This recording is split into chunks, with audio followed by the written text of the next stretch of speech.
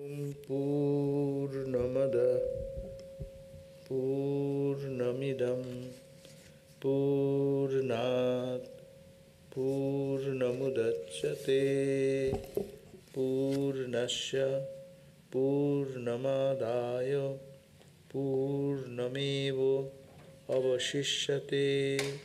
Om Shanti Shanti Shanti. Om. All those that are invisible are filled by Brahman. All those that are visible are also fully permeated by Brahman. The whole universe has come out of the whole Brahman. Brahman is still full, although the whole universe has come out of it. Om, peace, peace, peace.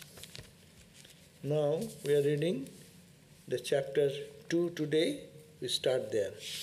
The first chapter we heard that we need to do meditation and meditate on the truth which is everywhere. Given the example as in the firewood there is a fire, as in the sesame seed there is the sesame oil which is not visible outside. As example, another example given, Dodhini Vosarpi, in the milk, if you buttermilk, the milk is everywhere, spread, and you can, by churning it, butter can come out, but it is not seen. So, that Brahman, the Atman, is everywhere, and we have to meditate on that. Dhyano nirmathanena, means by meditation we have to ignite that fire, as if the fire in the wood is ignited by rubbing two pieces of wood in the early days, rubbing in a way that the fire which is hidden comes up. So by the Om mantra, sitting and thinking of that Atman, that the body will be the lower firewood, and mind should be the upper firewood with the mantra. When you rub like that, the fire inside, the consciousness inside will be just flared up. Similarly, the Brahman will be coming up. So that meditation we have to do, like as we find Tileshu Tailam, as in the sesame seed, the oil is there. Dodhini Vasarpi, as in the curd there is the butter. Sotasaraneshu cha Agni, like that of Araneshu, the firewood, piece of firewood, there is the fire inside. Similarly, also Atma, this self, the big self, Grijyate, it can be experienced, it can be perceived. Jayenam sarvabhyapinam, that one which permeates everywhere, like a kshire in milk, that this butter, Atma Vidya Tapomulam, rooted in the self-knowledge and concentration. Therefore, that Atma, that self, is to be found out by tapasa, by concentration, by meditation, and they reach the conclusion which the Vedas declare. Vedas declare that there is only one truth, Satchidananda truth, and that is permeated everywhere. We cannot see it as we don't see the fire in the wood.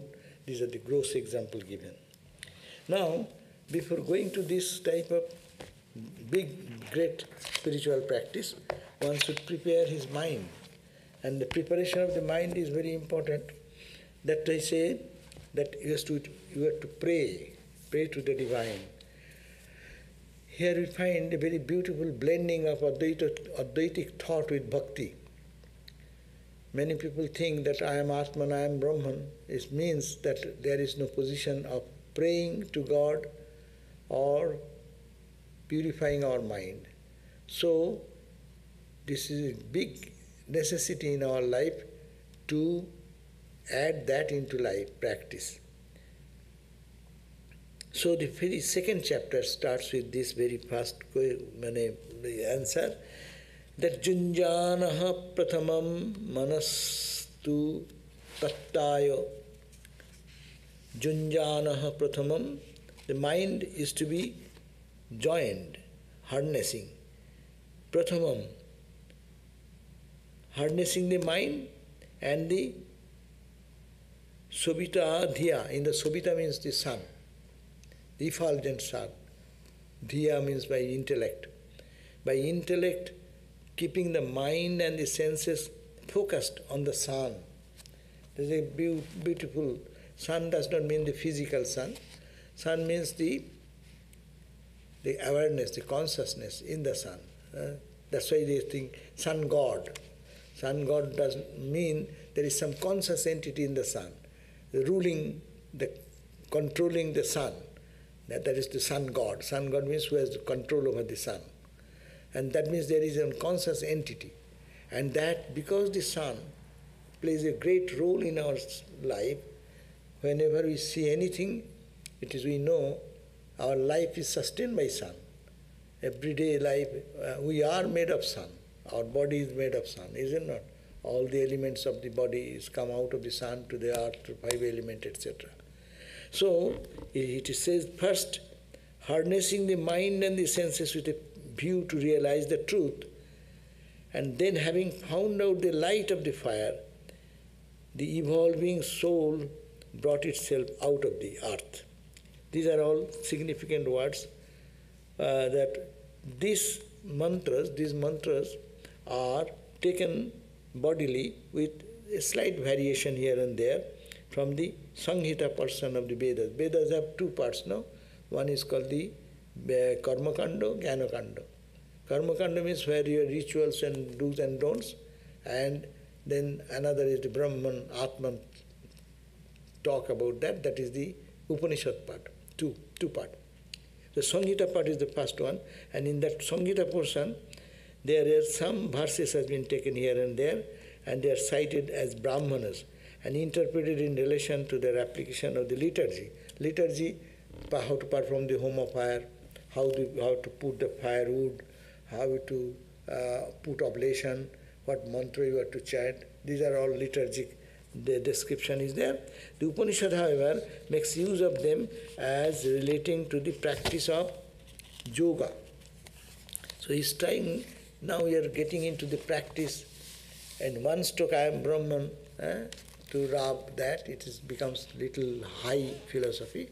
So to make the mind ready for that type of understanding, one should practice this yoga, that means concentrating the senses and the mind gradually into the focus of that light, external light, and imagining that light to be internalizing in our life. So, and then go to the light of the light. Light to light of the light. We chant every time in the evening, Ramakrishna, light of the light, who is in the cave of our heart, no? So this idea has been brought it here to help individual soul like us to move towards the Brahman consciousness by adapting some external symbol, that is the sun. You know, all of you very much aware of the Gayatri mantra.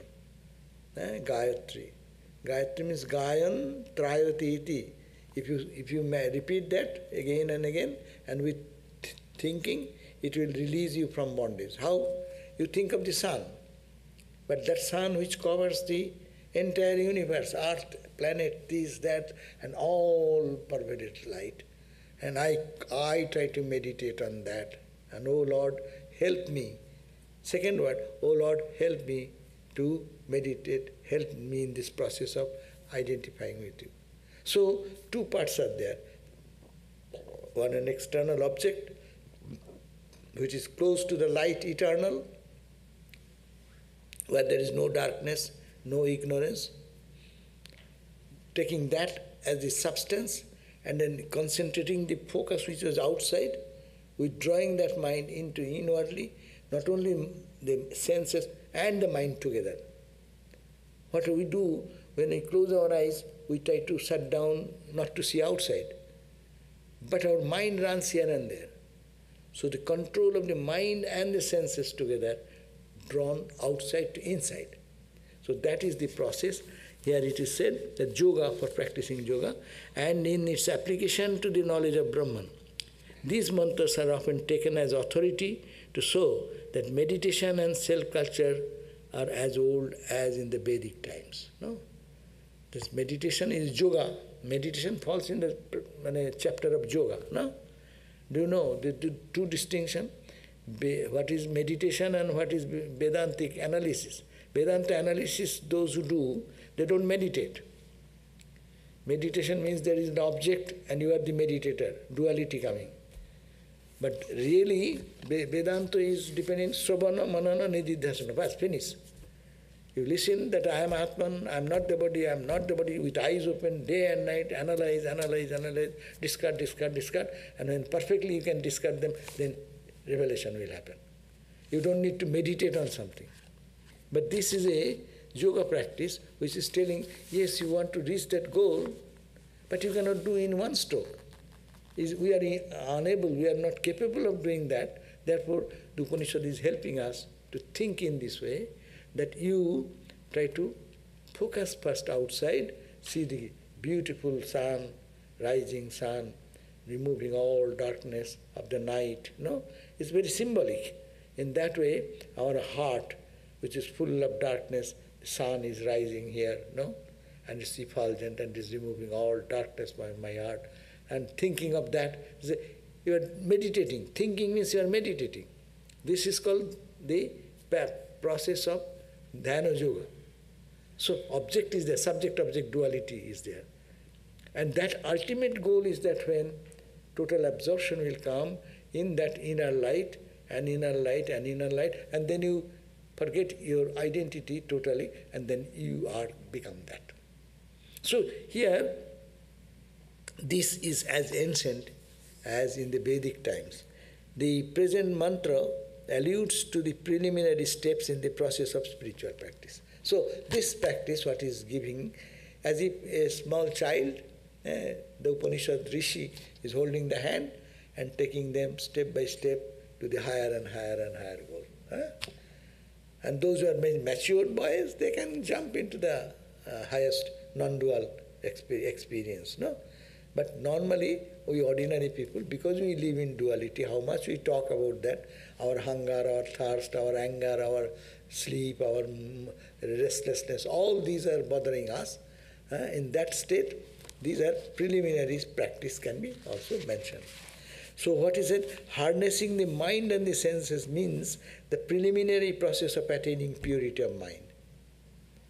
The Upanishad says you harness your mind and the senses towards that truth. No? What does it mean? That means distracted sense organs are taking you outside and destroying the peace within. So it means the preliminary process, you take some preliminary process of attaining the purity. Purity of the mind means mind does not go anywhere but God. Pure mind means a very simple definition. What is pure?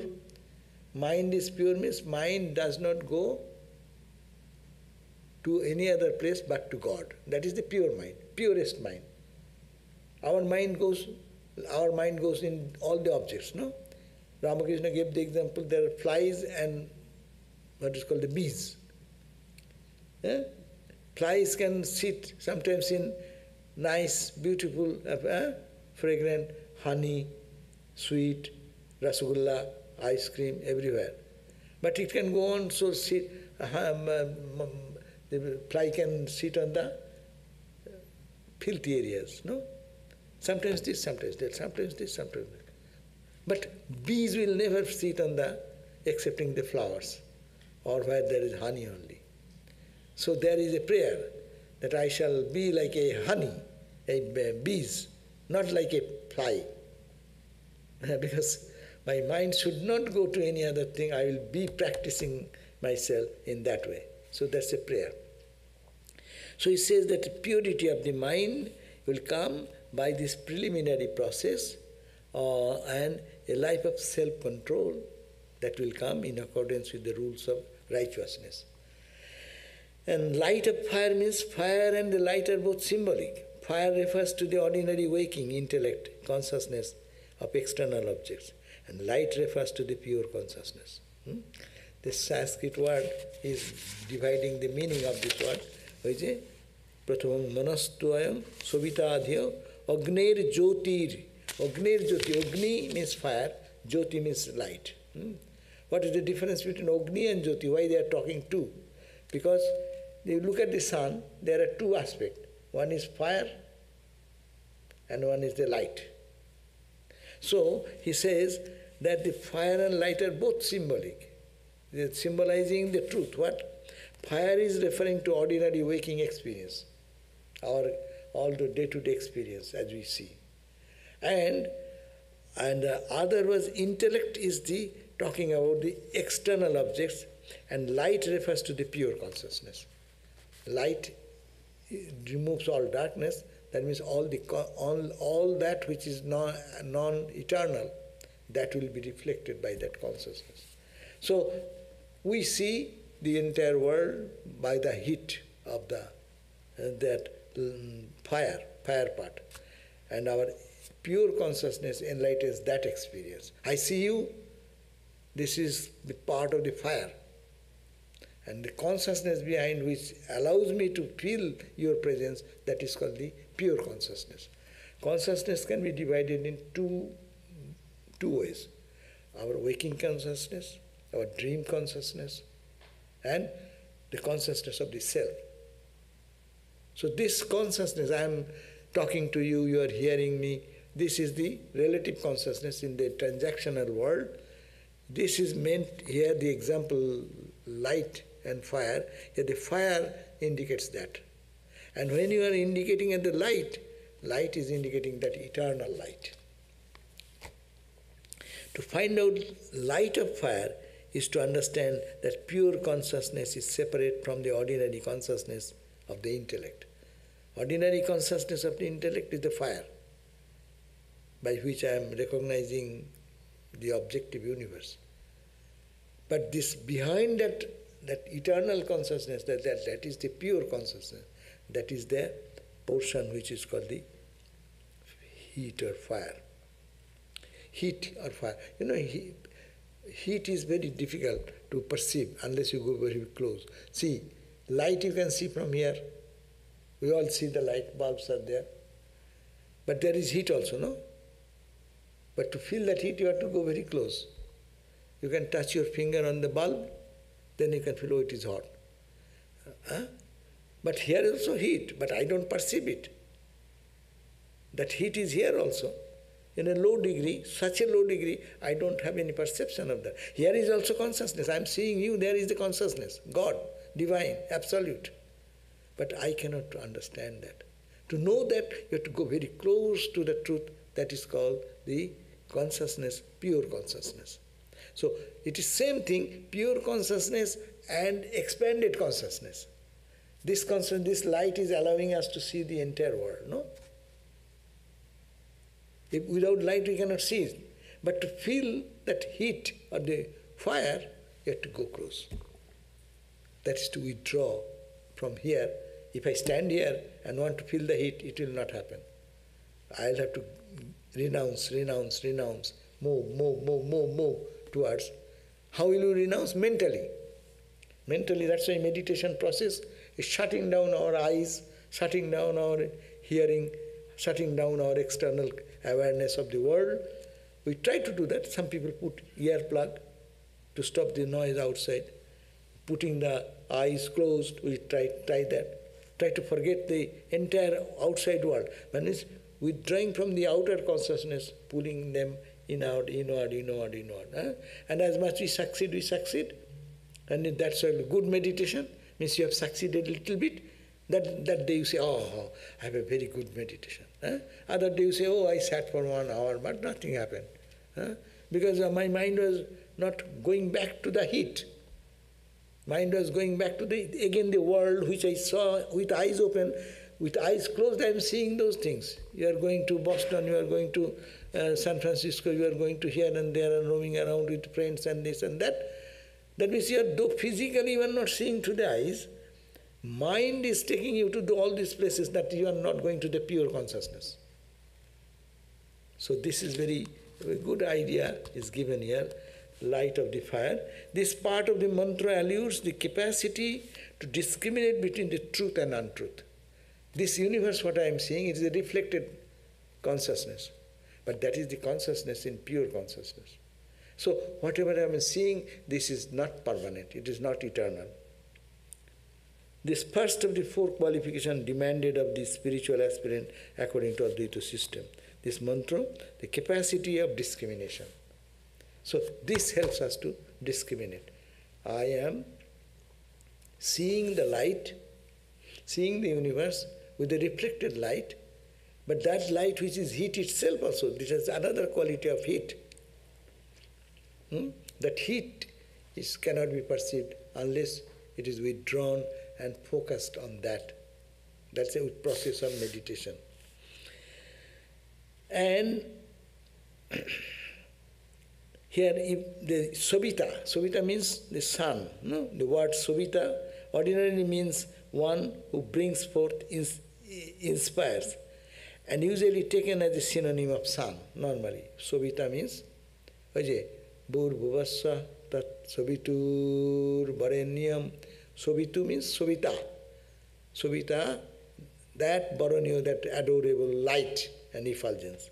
So that Sveta that is used in this mantra is a synonym of sun. Normally it is used.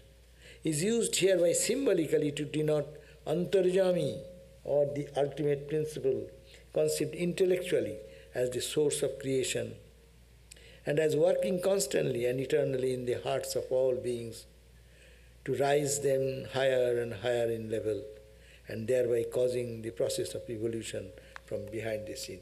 So what he's saying, this evolved Sveta is helping, the sun is helping to rise the soul from one level to the other level of consciousness.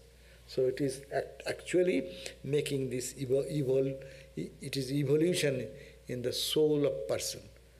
Individual soul like us, by thinking of that light and try to feel the heat of it, that means the joy of it, it is a slowly a process of raising the consciousness into inner light. So this is the, let me see another explanation, what is easier explanation maybe. Swami Lokeshwarananda Swami, he says that this is a spiritual seeker's prayer to the sun, that the sun may kindly direct his mind and other faculties to the cosmic self. Cosmic self being the pure consciousness. Normally they are occupied with external objects. Our mind and the senses, they are occupied with the external objects. The prayer is that they may be turned inward. We are praying here so that it can come back. When you seek the truth, you should first and foremost pray that the sun may direct your mind and intellectual powers to the cosmic self.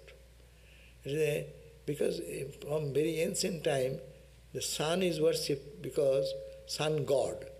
They consider sun god because it removes all the darkness. People in early days, there was no electricity.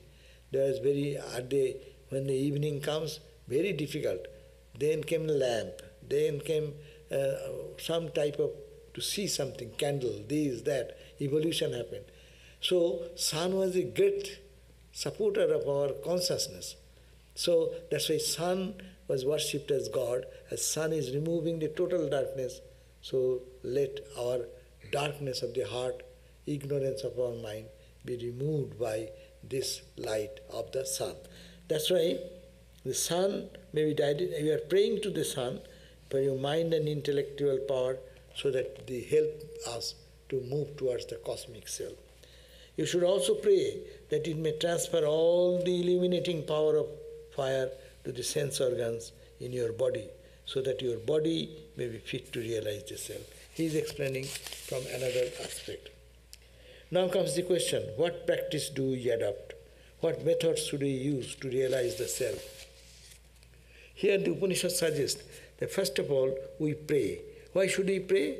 If I am a non-dualist, if I do not recognize that there is a God outside myself, to whom I am going to pray? You may put a question. that I am a non-dualist, I don't believe in duality. So for whom to pray? There is nobody else other than me. So there is now nobody to pray. And you are suggesting to pray to sun god? Why are you praying that? The scripture says that as long as you feel you are separate from this universe, that you have a body, that you are a certain individual different from others, then you have to pray. Yeah, here is the question. How much you say, I don't believe in God, duality. Are you talking that? Who is talking? Duality or non-dual is talking? Non-dual cannot talk. So when you are saying that you are dual, you are saying anything, I am hungry, who is saying? Duality or non-duality? So if you say I am non-dual, okay, you are non-dual, but so long you are in the realm of this Maya, you are playing the role of duality, so you know you are separate from, I am separate from the table, I am separate from the light. My separate existence is there, so you cannot be non-dual exactly. It will take time to reach that consciousness. But we can intellectually try to understand, that's the one thing. But you cannot say, you will not pray. Why don't you pray? Why do you eat? You are non-dual, then why do you eat? Why do you drink? Why do you sleep? Why do you interact with people if you are non-dual? Non-dual means only one, there is no two. Who will interact with whom? You are doing all these things, only for the question when prayer comes, oh, why shall I pray? I am a non-dual. So he is arguing against that. But you cannot say you are because you are non-dual, so you are not to pray. That is not the right thing. You cannot say that. Because you are in the duality. So prayer is a must. Even you are following the path of, your prayer may be different. As a personal God prayer is one type, impersonal God prayer is also another type. Dhiyo yo na prachodaya. You say, oh Lord, oh divine entity, you can say divine entity. But you are saying, lead me to the path of that knowledge and wisdom. This is why we find that even Shankaracharya wrote prayers and hymns. Shankaracharya wrote, today we are reading Nityananda Kari, Bhara Bhaya Kari, Saundarja Ratna Kari. We are talking all this, it's a prayer. Who composed it? Shankaracharya. For Mother Annapurna, he is a non-dual excellent, no? But he can practice this non-dual, at the same time he can pray. What not you? So you should have to pray for your emancipation. It will be a gradual process to lift you. This chapter starts with a prayer to Śvetāśvatara, the sun god. Who do we pray? Through Śvetāśvatara? It is natural to think of the sun as a symbol of the supreme deity, the creator of the world, because it is true that the earth has come out of the sun.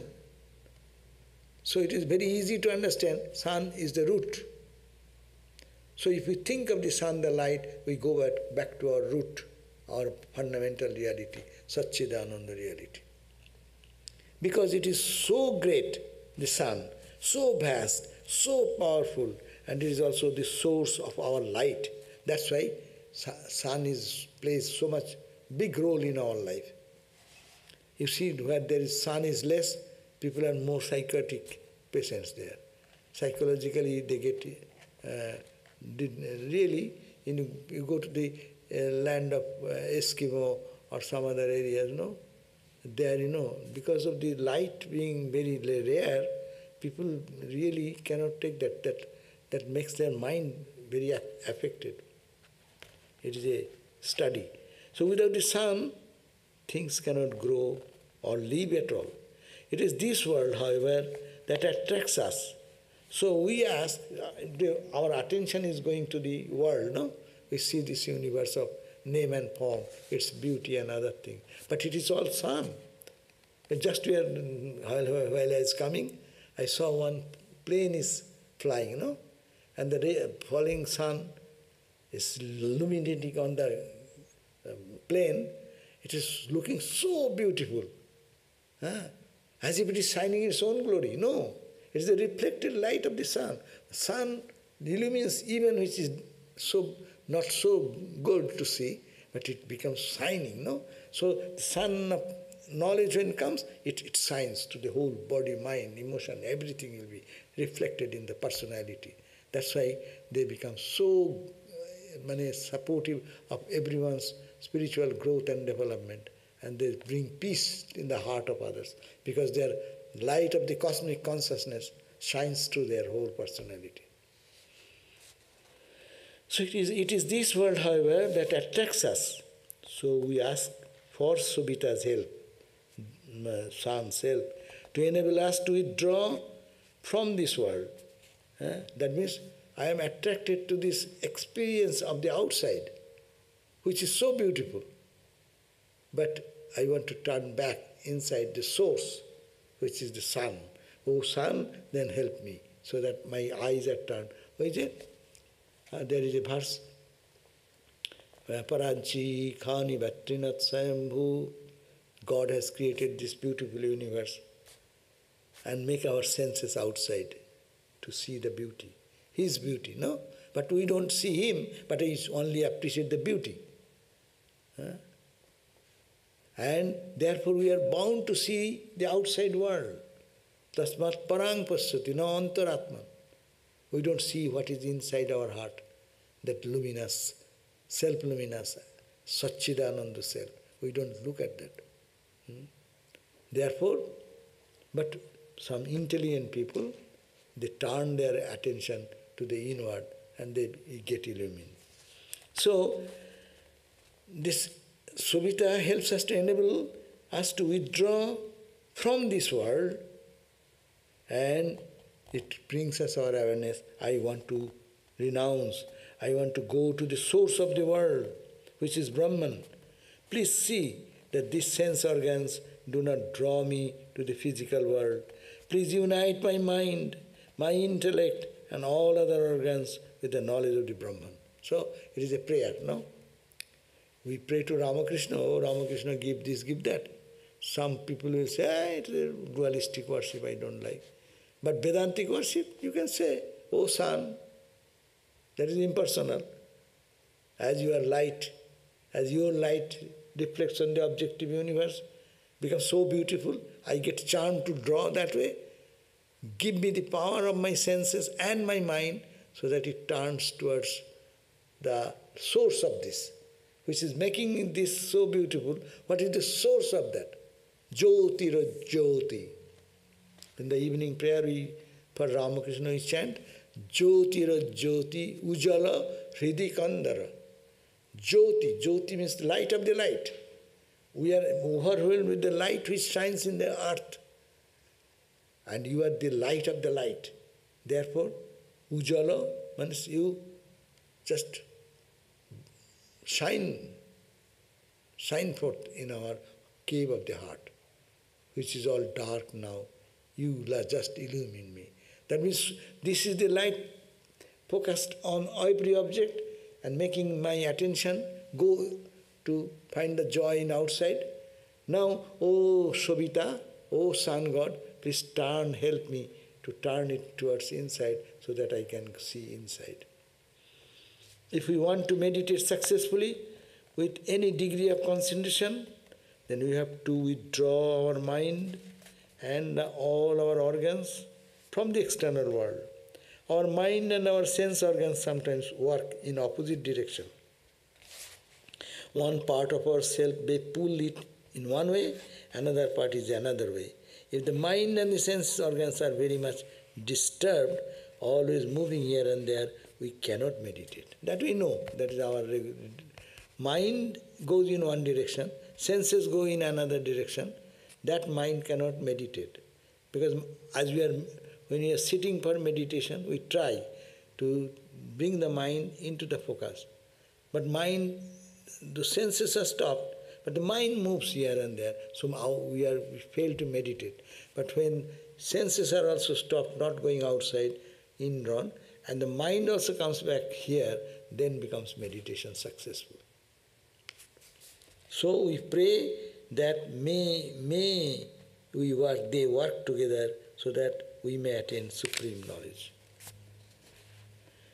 The light of the revealing power is the fire, in the fire. Agner Jyoti means the Jyoti that belongs to Agni. Agni, Jyoti is light and fire. All our sense organs, our eyes, ear, nose, etc., they reveal, no? What is the purpose of the eyes? Eyes reveal some gross object to see.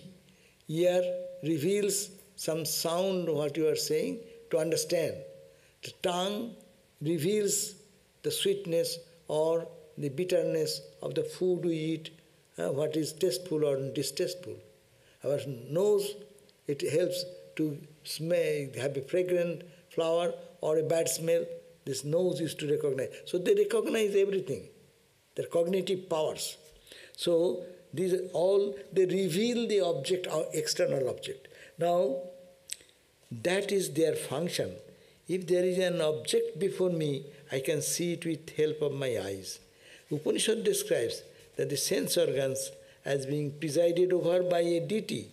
One deity presiding over the eyes, another deity over the ear, etc. Agni, fire, is the presiding deity of the eyes. But here Agni stands for all deities behind the senses. He is saying that Agni, he has mentioned only fire. Fire and eye has the connection. Light and eye has the connection. So mentioning this, the Upanishad is also mentioning sound and your ear, the fragrance and your nose, the taste of the material and your tongue. They are all related together. So this is together. So is the, and Prithvi is this earth, which is made up of the elements, and the human body is the highest form of the elements. The prayer is that the body with all its organs may be directed towards the attainment of supreme knowledge. The prayer may be fulfilled if the organs reveal the truth in the manner they are intended. We can realize the truth when really the eyes actually can illumine that I am seeing the divine here. That will happen after long practice. So, what this first verse says, that if we can concentrate on this idea that my senses are there, it is revealing the external object, but there is a consciousness behind that which reveals that awareness. I am seeing you, this is an experience. But what is that consciousness which is allowing me to have this experience? So that is the goal. So by praying to the higher entity, not the material sun, but the sun god, meaning where there is the light and heat. And that light and heat which illumines all the sensate universe, which makes us drawn towards the world, attracted towards the world. If we go to the root, then the source we go, then our all desires will be fulfilled. That's why it is said, reaching that reality, you fulfill your all desires. All desires are fulfilled. You don't need anything of the world to satisfy you. So this is the prayer part of the first verse. We'll read the second verse, we have time. Yuktena manasa vayang devasya sovitu sarve suvargayaya shaktya. Yuktena manasa.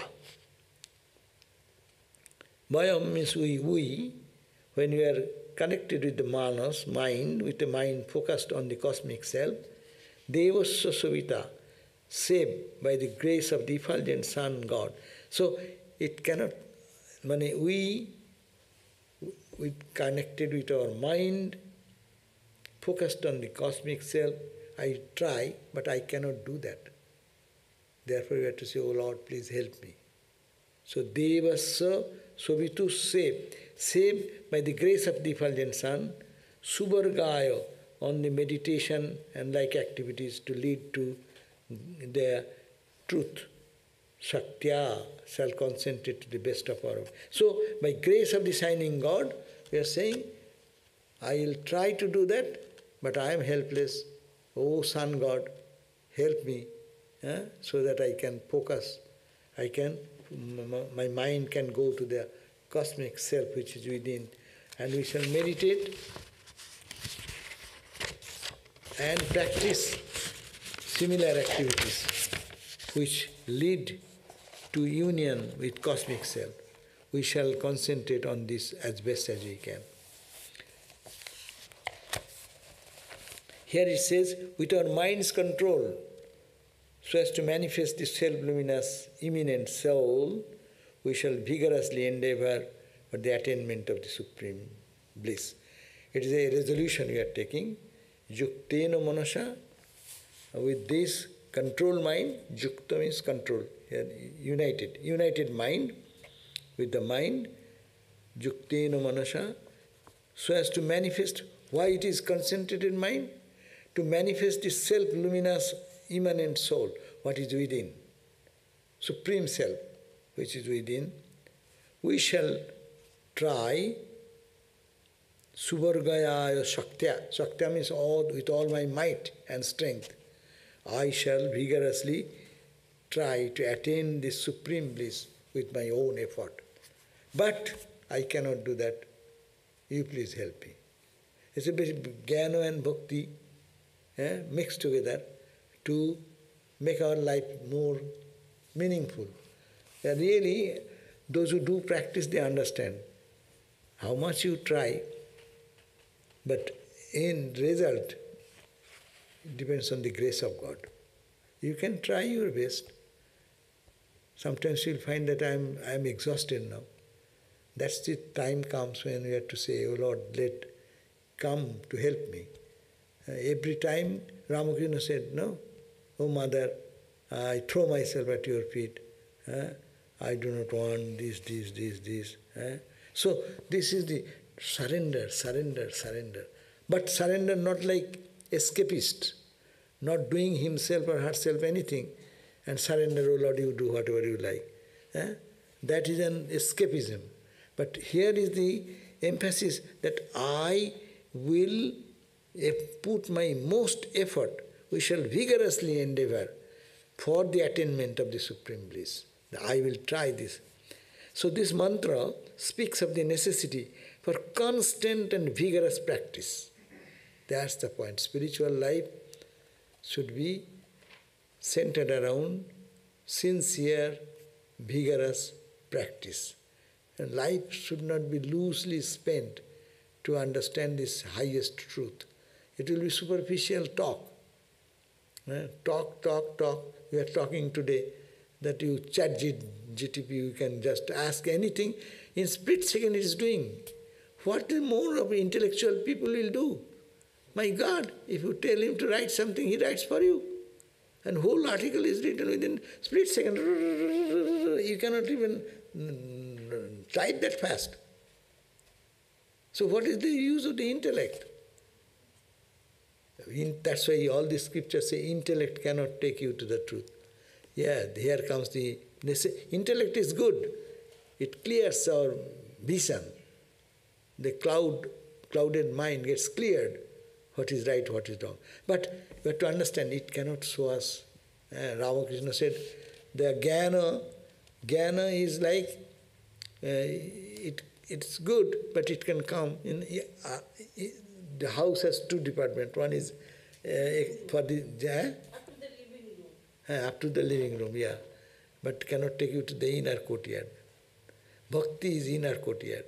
Bhakti takes us, love, prayer, they take us into the inner courtyard of the heart. All experiences come in the heart, no? All understanding comes here. I understood this means I am understanding here. But when I feel something, it is all here. So spiritual realization, understanding is important, but we have to go beyond that. So here, my effort, very important point, that we should have to hammer. I read Brahmananda Maharaj's Eternal Companion, Supreme Knowledge book. Always see how much emphasis is given. We are reading now Swami Shivananda Maharaj's words. What an inspiration. And do this. Pray. days are numbered, days are going away, this and that, as if they are really feeling so much. We don't feel so much. Days are going away. Days are going away, we understand. When we are sick and fall very in a difficult situation, then we feel. But normal time we don't feel about it. It is days are going away. Days are going away, good. I ate well, I slept well, I did this, I did that. So, this Bhanta speaks of the necessity for constant and vigorous practice or abhyasa. Abhyasa means practice, which, according to Patanjali, forms, along with vairagya, renunciation, the most necessary requisites for success in yoga. You know, yoga, two things are necessary. Abhyasa vairagya bhyam tan nirodha. There is a aphorism in the Patanjali's Yoga Sutra.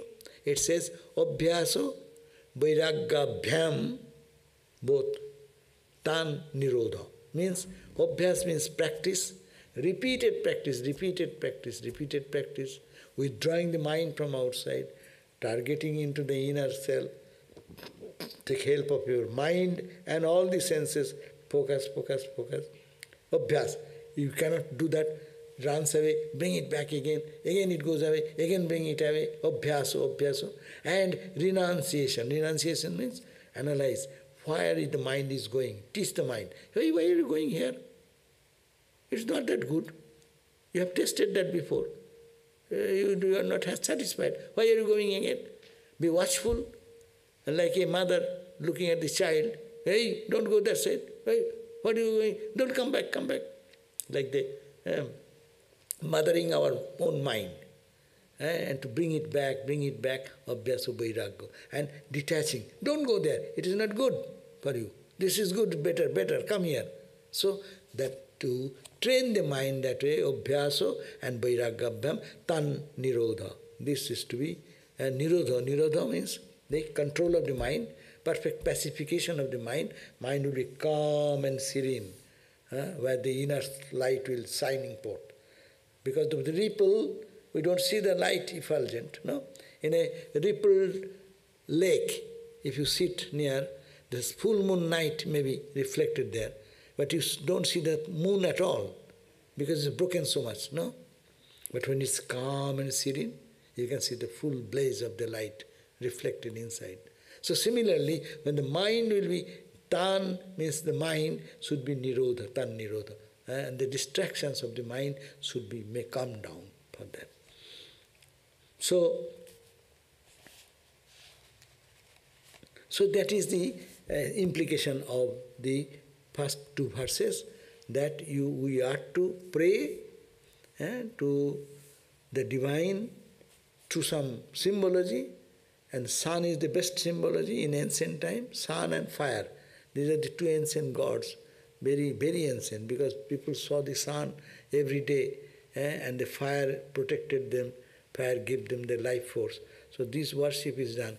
That's why so much homo fire. In the whole Vedic rituals you will find the jagna. And then that is to pray to that divine light and pray for controlling the mind and the senses, pulled out, which finds joy in the external world, is only reflection, it's a little touch of joy. But here is the source of joy. Turning from that side, the source of this joy is outside, to turn it here and move on, and abhyasa vairagya. Do practice, sincerely practice and pray. Sincerely practice and pray. See how it is practical, no? We will think lofty thoughts, undoubtedly, but at the same time be really serious on practice. And practice will not be successful unless the idea of detachment comes, idea of renunciation comes. We live in the life, things will come in life, we will be serious sometimes, but we need to detach, because it is a fleeting world, impermanent world, and momentarily everything is changing, every second it is changing. The environment is changing, all our visible universe is changing, I am changing. So in this middle of all these changes, focus should be given to the unchanging, supreme self, which is called our Atman. And withdrawing the mind from external is a practice. It takes long time. That's why Vedanta gives the Adhikari. Adhikari means who is the competent student of Vedanta. Look at that, Swami Vivekananda is a perfect student. He has no least attraction for anything of the world. He was born in a wealthy family, enjoyed life, what is there, he has seen the entire, whatever world can give, he has in his within reason. But he was born with a talent that it didn't attract him. He was searching for truth, going to door asking, have you seen God, have you seen God, have you seen God? No. And then came to Ramakrishna, see, earnestly seeking, sincere seeking, not satisfied with the existing or money, wealth, name, fame, position, all this. He has already born with that, so much luxury and other things. But it does not satisfy him. So he was sincere seekers of truth. And then seeking, and came to Ramakrishna. And see what a transformation instantly happened. So Adhikari means a competent student. A student should be competent. We have to make ourselves competent by this. How to be competent student? By this way. If one is sincere, then practice, analyze, practice, and pray. Three things. Analyze, practice, and pray. Analysis is a fundamental thing. If you don't do the analysis, mistakes are possible. And a mistaken idea will be taken into our idea that that is the correct thing. Mistaken thing can be taken as a wrongly, as the truth. Therefore, that is important, one point. And second point will be that we should have to continuously do practice and detach and detach and detach and detach. Detach from the external, attached to the internal. That should be continuously practiced. So I think we can end here. If you have any question anyone has put, or you can put some question.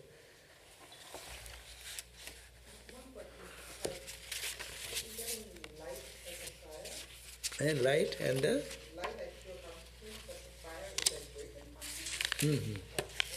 waking, not that waking does not mean that illumination. Here it means during daytime. I am aware of you. By what light? What consciousness? That they are talking about. It is a reflected consciousness.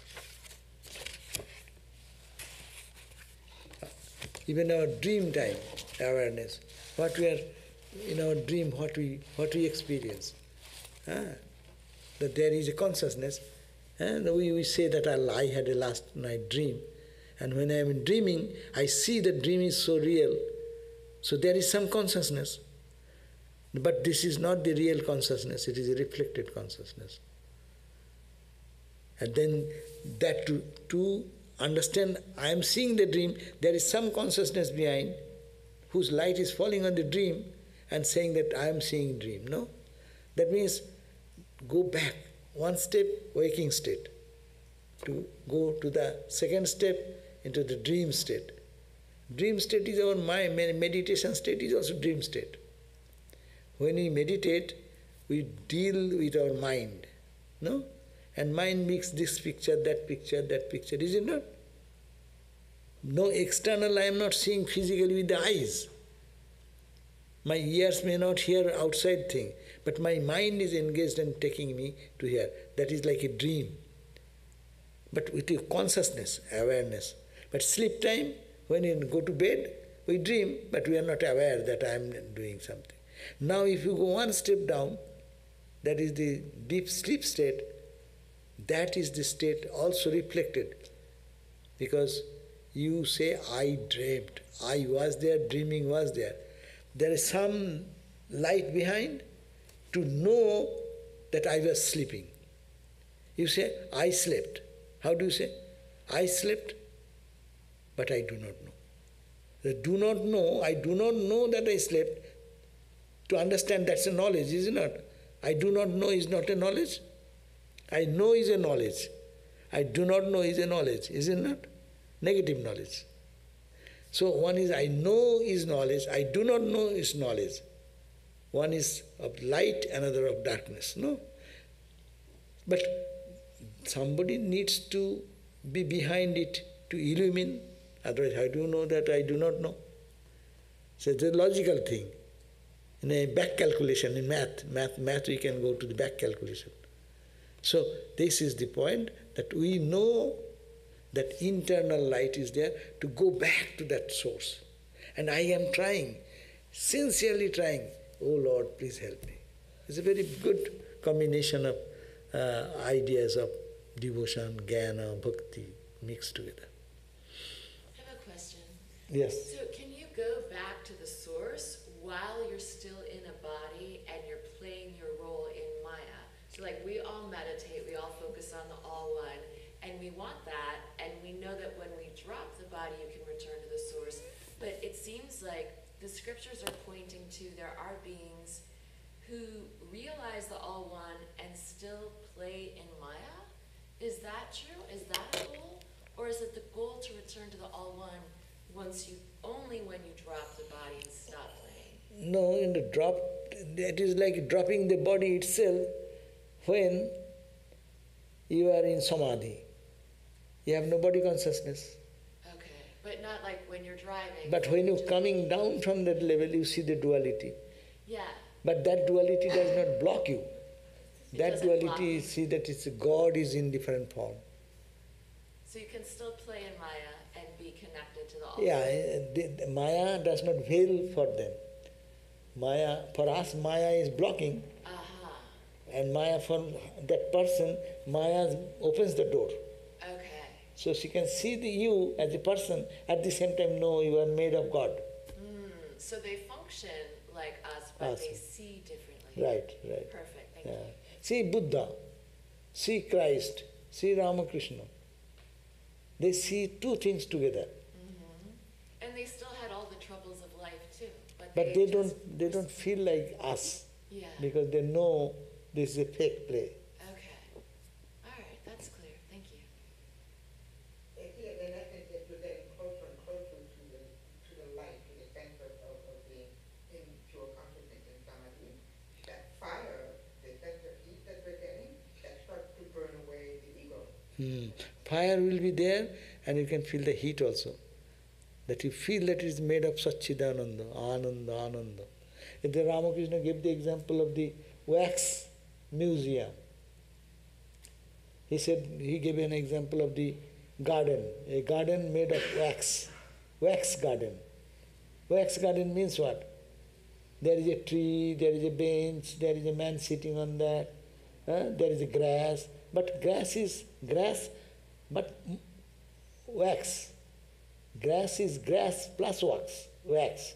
Grass is the tree plus wax. Man is the man plus wax. They see the wax also, but we see the only man form, not the wax form. Okay. That life is very joyful. There is the one wonderful joyful, because you see the same joy everywhere, only names and forms are different.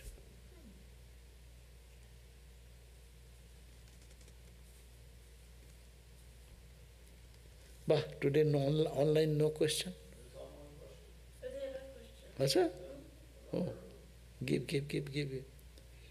Om Shanti Shanti Shanti Harihi Om Tat Sat Sri Ram Krishna Arpanamastu.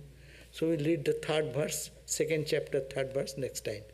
And now, when some question is coming.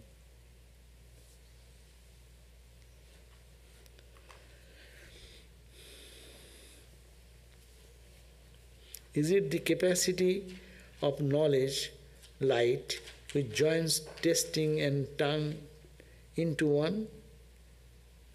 Ignorance causes us to believe these things are spread out and divided. I cannot physically see this. God will help me. Oh, the capacity of knowledge, that means the light, which joins testing and tongue into one. Yes, without consciousness nothing can happen.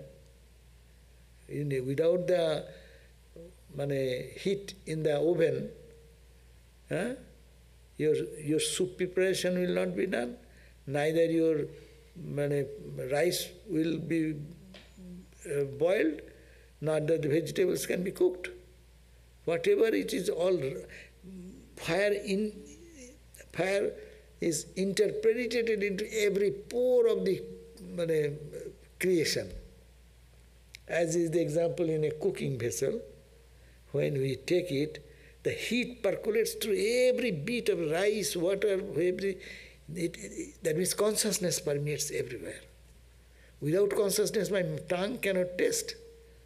Because tongue tasting, the brain helping, these are physical things. But behind that is the mind. Mind is not a lively thing. Mind is not lively because mind is also needs some light. Mind is jada, matter. That's why mind can be, people can become mad. People can be made angry. People can be made pleasing by sweet words, by strong words. That means I can play on your mind. Everyone can play the mind of others. So mind is also, that's why it is called jada, matter.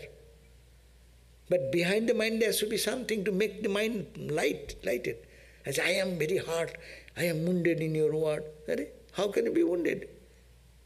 Matter cannot do that unless there is some consciousness. So consciousness percolates to the from your ego to your intellect, to your mind, to your prana, energy, and your physical body. And without that, no awareness is possible. So yes, it is ignorance causes us to believe these things are spread out and divided. It seems it is divided, but everywhere the consciousness permeates. And God will help you, of course, help us. Swami Vivekananda mentioned that highest love for God can never be achieved without renunciation. How can we increase our spirit of renunciation day by day? This is the practice, what the scripts, Upanishad is teaching us. Every day intensify your practice. Intensifying the practice itself is renunciation. Why? If you practice that I will have to go to the, say, Hollywood Boulevard. Okay, so you put one step towards that, you are closer to one step and renouncing one step that side. You go 2 steps, 3 steps, 4 steps, you increase your steps, you are renouncing this side. That is called natural renunciation. Some people think renunciation is a very painful thing. No, renunciation is a joyful thing. Because renouncing means you are thinking, oh my God, I have to give up. That means you are attached to that so much, your God is less attractive than this. But if one knows that God is the source of all joy, and I am running towards Him to giving up minor, petty things. I am giving up $10 to get $1 million. Is it foolishness? God realization, if you consider the $1 million, $billion, and what in which we live every day, it is $5, $10 business. And we are happy with that. But moving towards that $1 million, $1 billion is a renunciation, or it is your selfishness. You are getting more greedy for higher joy. Giving up lower thing, you are going for higher. Everyone goes in that way. So why renunciation should be a very painful thing? Renunciation becomes painful because we love this more than God.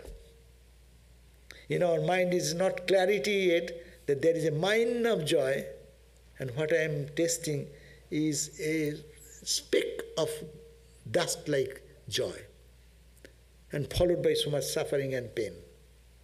And that is the infinite joy without any reaction, anything, non-reactional. If I know that, Ramakrishna Swamiji said, suppose there is a next room, I am a thief, real thief, genuine thief. And there I know that there is a treasure in this room. But it is guarded so many ways. What shall I do? And somebody says, hey, you come here. You sleep here near the door, and here is the gem.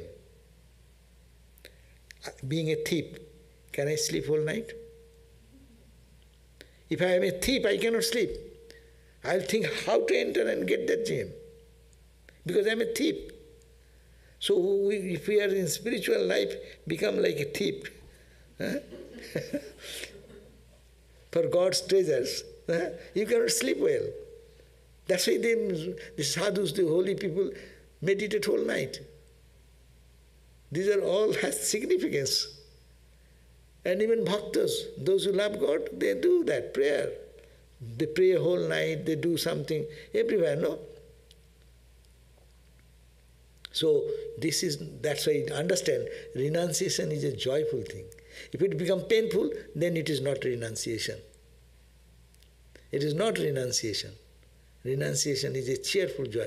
I am free from all bondage. Wow, what a great achievement in my life. I'm searching for $1 billion.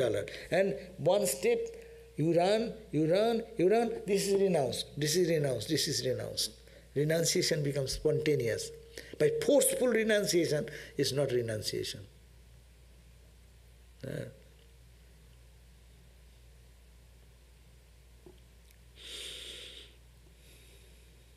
So, yes, God cannot be realized without renunciation means really true. We cannot realize God unless we have total detachment for lower things.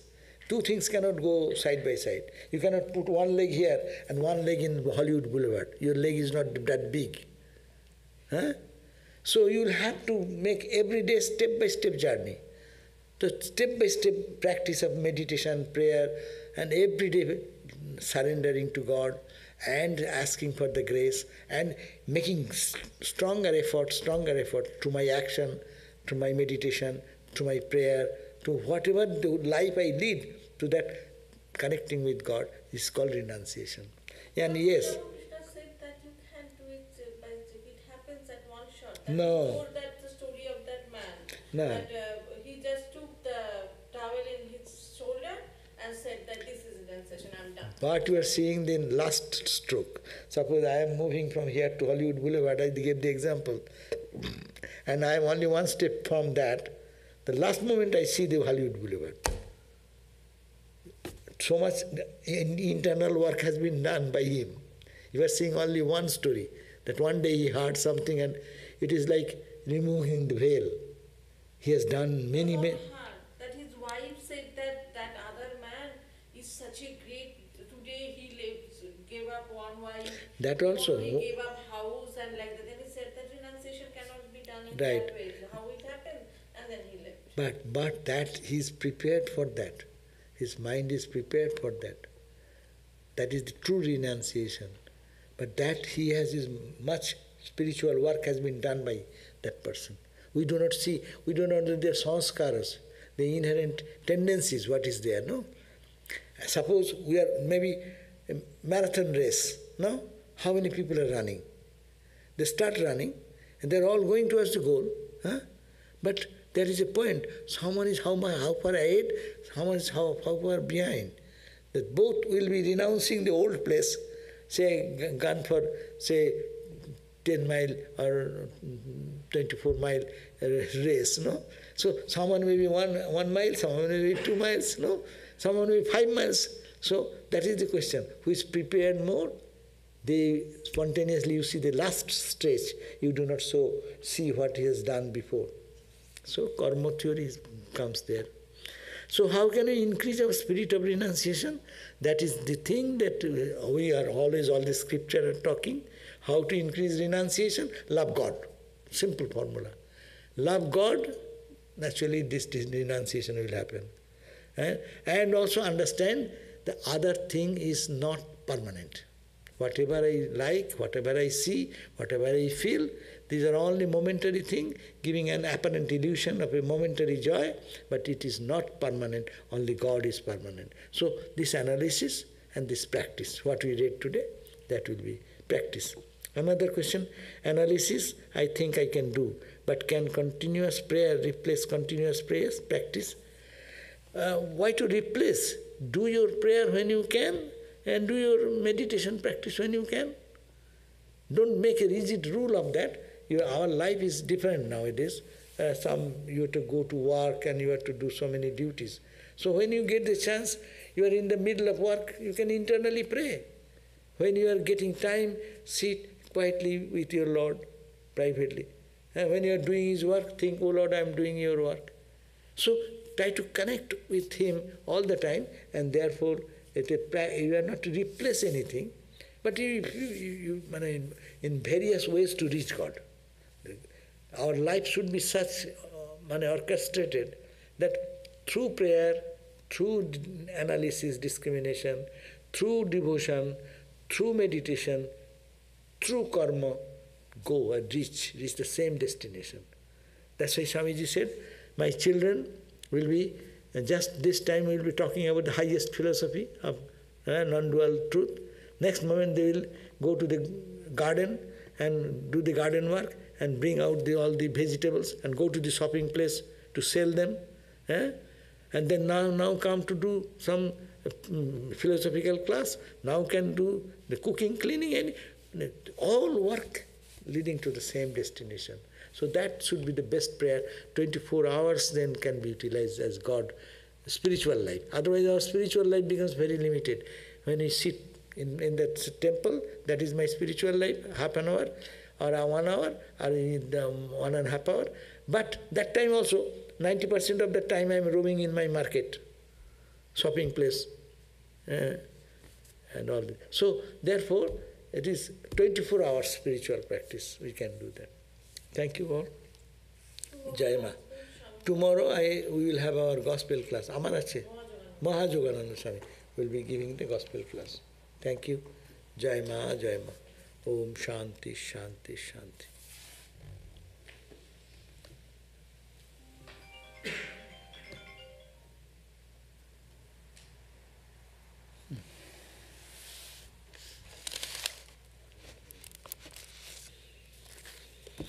Jai Thakur.